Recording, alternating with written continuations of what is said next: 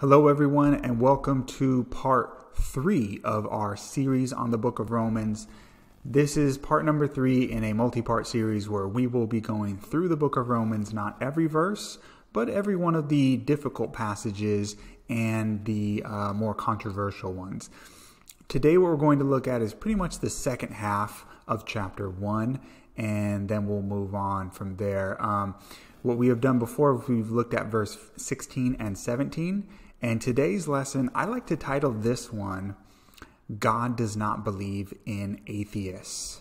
And I know some people are going to be offended at that, but I think if you read this passage, and if Christians were to share the basic logic that Paul gives in these verses, there would be a lot more converts to Christianity because the message is so simple, so logical, and so fair that it's hard to place any blame on God. It's basically shows how just God is in his dealings with man. So I think it's a great passage. First, let's make a connection to what we did the last couple days. So we looked at verse 16 and 17, and what we saw was that salvation is the power of God to set you free. And set you free from your past habits and sins, just like the Jews were set free from Pharaoh and the Egyptian Empire. And then we saw that faith is often connected to action. And so how do you live that free, victorious life? Well, you don't do it by your own strength. You do it by faith. And immediately after that, Paul launches into, if you can see the title here of this chapter, says God's wrath against sin.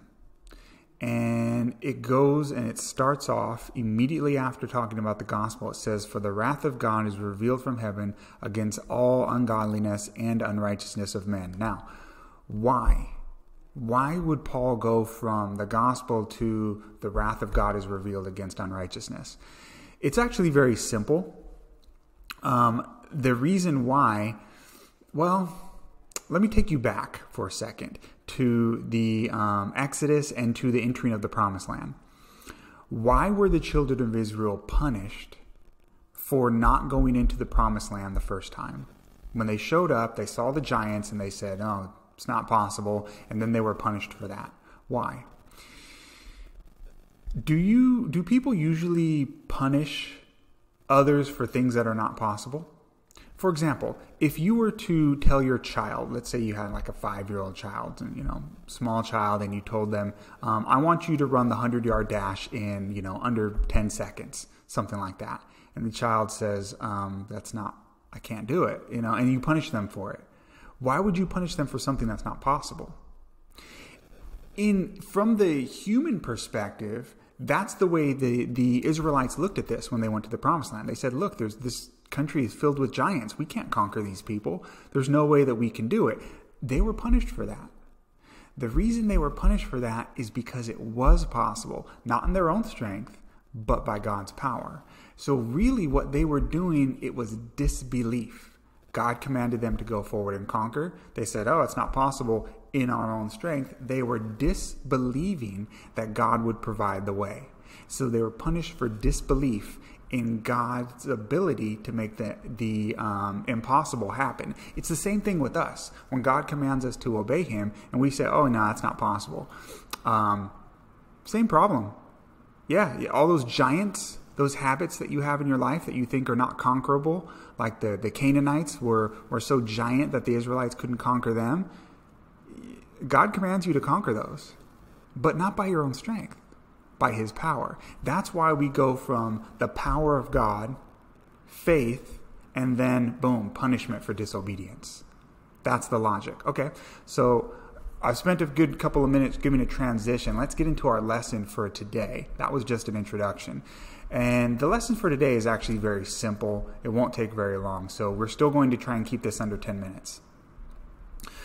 So we're going to read the first couple verses here, starting in verse 18. We're in Romans 1. For the wrath of God is revealed from heaven against all ungodliness and unrighteousness of men who hold the truth in unrighteousness, because that which may be known of God is manifest in them, for God has showed it to them.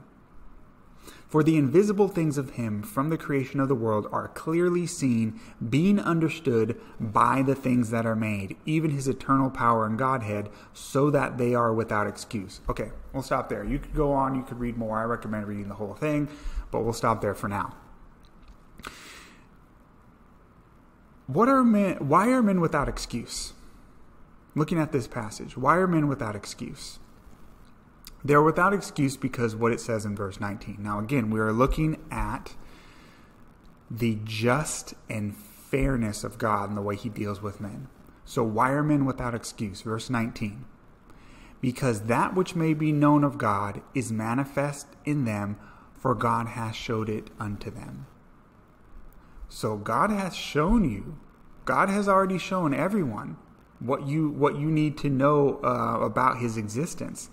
Okay, so how? How did he show you that he exists? Verse 20. For the invisible things of him from the creation of the world are clearly seen, being understood by the things that are made, even his eternal power and Godhead, so that they are without excuse.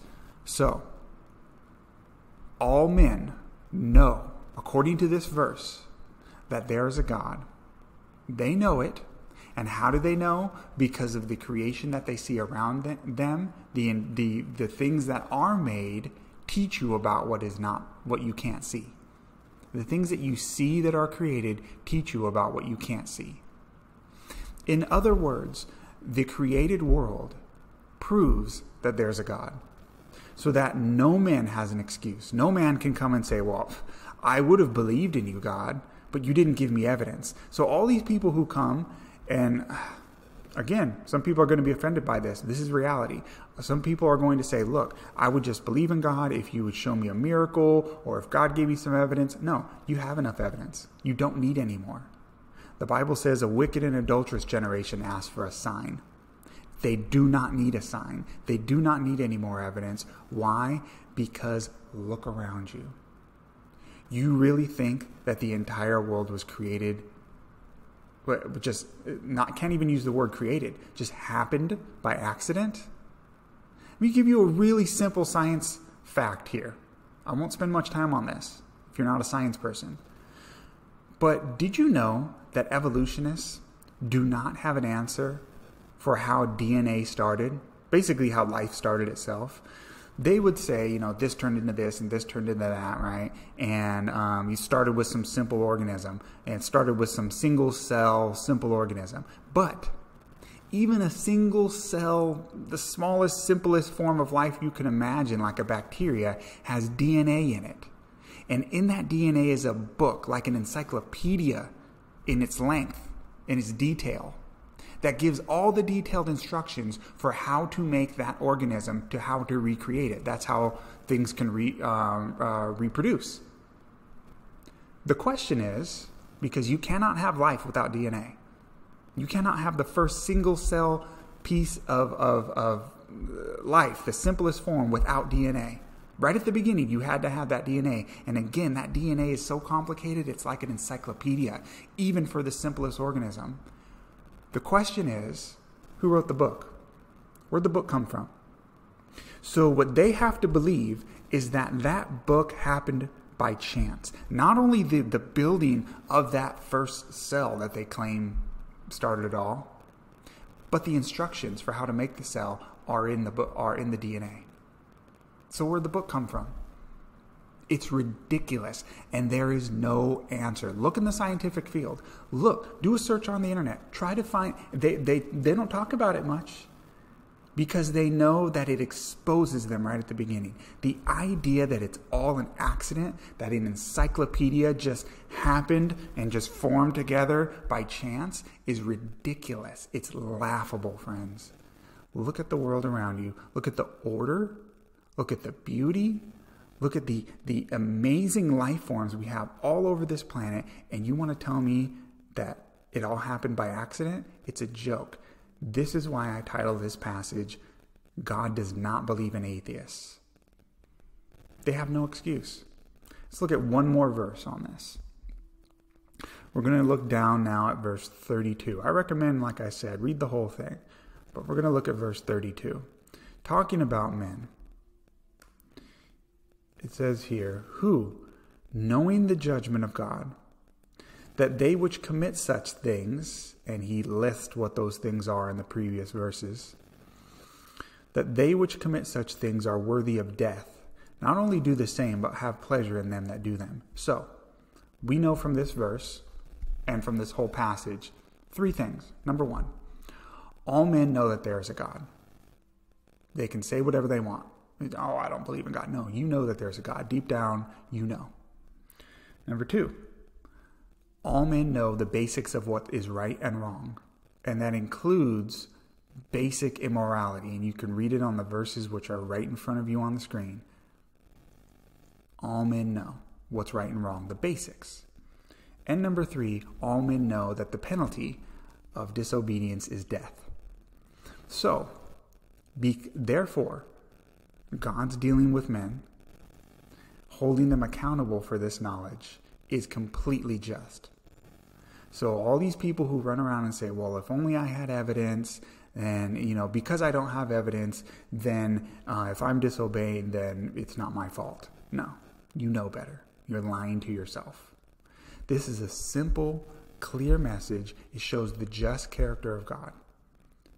If anyone has a problem with this, you don't have a problem with me. You have a problem with something that you know is true deep down and that God has said in his word. All right, that's our lesson for today. Forgive me for going a minute over 10 minutes. I'll try to do another one as soon as possible, maybe tomorrow. Take care. God bless.